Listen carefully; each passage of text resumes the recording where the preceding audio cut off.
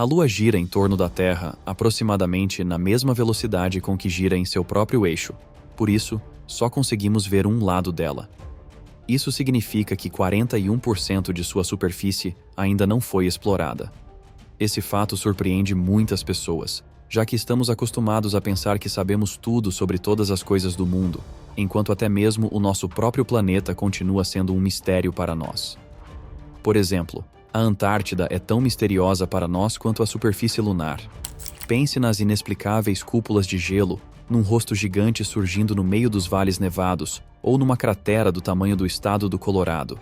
Essa terra de gelo eterno guarda seus segredos de forma cuidadosa. Mas vamos levantar agora o véu do mistério e contar tudo sobre as recentes descobertas na Antártida, que farão o seu sangue gelar nas veias.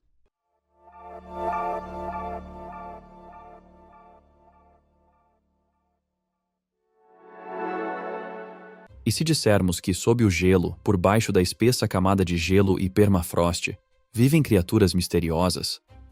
Parece improvável, mas os cientistas já encontraram algo interessante justamente debaixo desse gelo. Sim, a Antártida está quase inteiramente coberta por geleiras, mas sob elas existe um terreno convencional e até alguns vulcões ativos. Recentemente, os cientistas descobriram que o calor de um dos vulcões derreteu a geleira.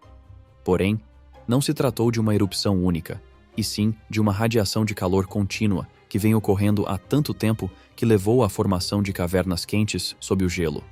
Essas cavernas, localizadas sob o dossel de gelo na montanha Arabist, na ilha de Rossa, não constituem apenas uma caverna única, mas um verdadeiro labirinto de corredores e salas, criado pelo fluxo de água que sobe do vulcão.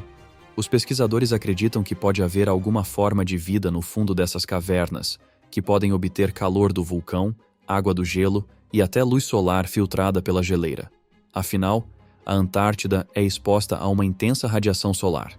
Eles encontraram recentemente áreas perfeitamente redondas, que ainda não tiveram tempo de ser estudadas a fundo, mas supõem que ali possa existir um ecossistema fechado, porém diversificado. Você se lembra daqueles filmes de ficção científica sobre dinossauros que sobreviveram escondidos no gelo? Pois pode haver algo semelhante neste caso. Especialistas já descobriram traços de DNA que não conseguem identificar, ou seja, criaturas desconhecidas pela biologia vivem sob as calotas de gelo da Antártida. Que tipo de organismos você acha que pode habitar esse ambiente? Contudo, criaturas vivas escondidas sob o gelo não são o mistério mais estranho da Antártida. A questão é que esse continente, por conta de seu isolamento e frio, parece não estar apenas congelado e coberto de gelo, mas também congelado no tempo. Pode algo interessante acontecer num lugar com quase nenhuma vida? Acontece que sim. Além disso, às vezes a Antártida nos revela algo não só novo e inexplicável, mas também assustadoramente grandioso. Por exemplo, um rosto gigante foi avistado no Google Earth em imagens de satélite da Antártida. Uma silhueta do tamanho de uma montanha, de um ser humano ou de um alienígena, que se assemelha a um fragmento de estátua emergindo debaixo da neve e do gelo, com boca, nariz e um par de olhos claramente visíveis nesse cenário assustador. Talvez sejam ruínas de uma civilização que existiu e teve contato com alienígenas, ou talvez seja apenas um truque da mãe natureza, um jogo de neve, vento e geada. Na verdade, os especialistas supõem que esse rosto gigantesco seja simplesmente uma enorme crosta de neve que, por acaso, apresenta uma aparência bizarra. O que não se pode contestar, porém, é o surgimento de enormes buracos no gelo, do tamanho da Carolina do Sul ou dos estados do Colorado. A misteriosa mancha foi descoberta pela primeira vez em 2016 e novamente em 2017.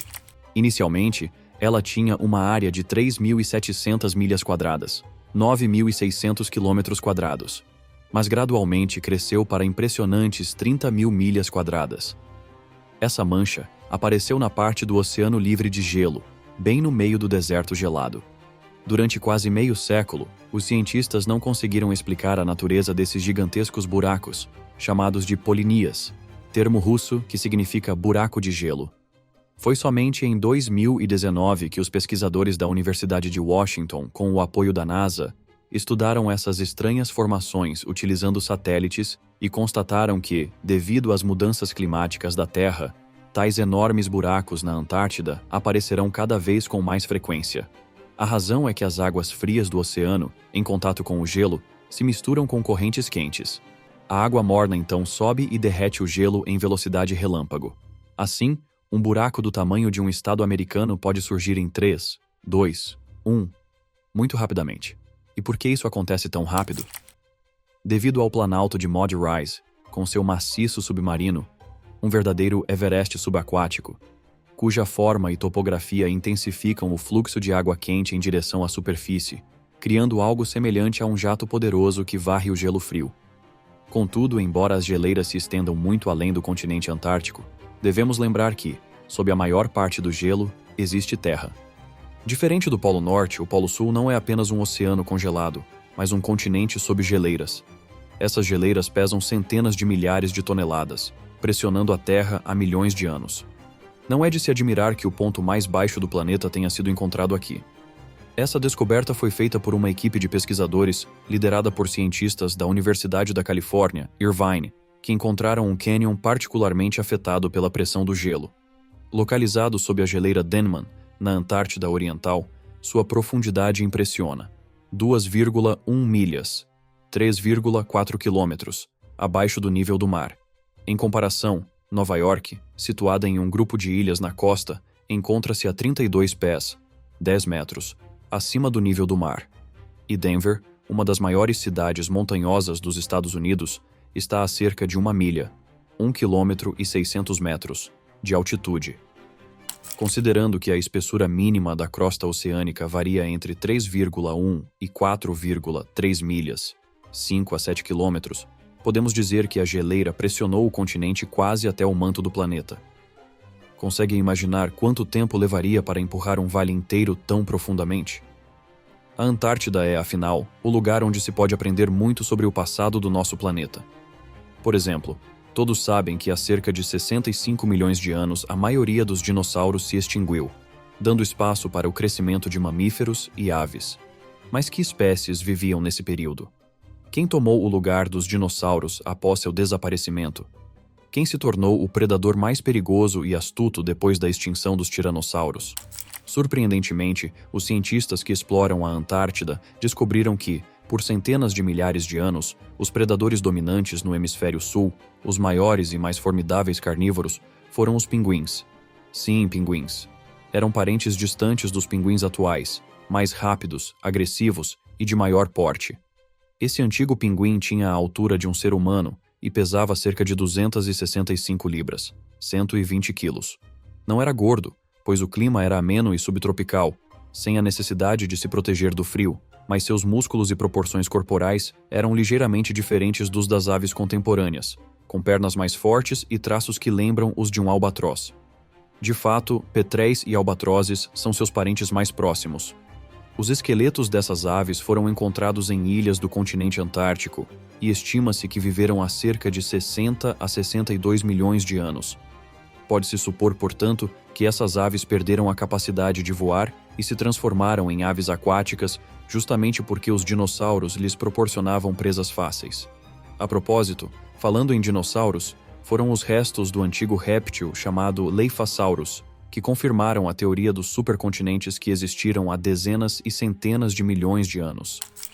Além de terem sido encontrados restos de Leifasaurus em outros continentes, durante uma expedição arqueológica na Antártida, também foi descoberto o esqueleto de um réptil, Cynodont. Restos semelhantes foram encontrados na América do Sul e na Índia, o que leva os cientistas a acreditarem que a Antártida esteve conectada a outras partes do mundo, América do Sul, Índia, África e Austrália, formando os antigos supercontinentes Gondwana e Laurásia. Além disso, o clima na Antártida era muito mais quente. Florestas densamente povoadas, tanto subtropicais quanto tropicais, cresciam ali, e o continente estava um pouco mais próximo do Equador, no sudoeste do Oceano Pacífico. Mas a Antártida nos surpreende não apenas com descobertas do passado, mas também com as dos tempos atuais. Por exemplo, sob o gelo da Antártida Ocidental, geólogos e cientistas da NASA descobriram um enorme lago subterrâneo até então desconhecido. Só que, em vez de água, ele está repleto de magma. Na região de Marie Byrd, existem vários mini-vulcões ativos que aquecem o território com intensidade semelhante à do supervulcão de Yellowstone. Notavelmente, não há falhas na crosta ou outros fatores que justifiquem a presença desses vulcões. Os pesquisadores acreditam que uma pluma, uma gigantesca estrutura em forma de cogumelo que emerge do magma para a superfície, está presente ali. As plumas, formadas por uma substância leve e quente, provocam o surgimento de vulcões sob as geleiras. Contudo, esses vulcões não têm forma de montanha. São simplesmente buracos em erupção no solo sob as geleiras, fazendo com que as calotas de gelo da Antártida derretam 3 vezes mais rápido sobre a terra de Marie Byrd do que em qualquer outra região. Todas essas descobertas e mistérios, por mais interessantes que sejam, estão intimamente relacionados à própria Antártida, um lugar que parece um mundo à parte para a maioria das pessoas. Agora, prepare-se para um verdadeiro choque. A Antártida também contribuiu para a exploração do espaço e para a descoberta de vida extraterrestre. Você acha que seria necessário construir naves espaciais para encontrar alienígenas? De forma alguma. Em 1984, o meteorito Allen Hills, ALH 84001, foi encontrado na Antártida e, durante décadas, vem sendo estudado. As primeiras análises revelaram que não se tratava apenas de um pedaço de rocha vagando pelo espaço que foi atraído para a Terra.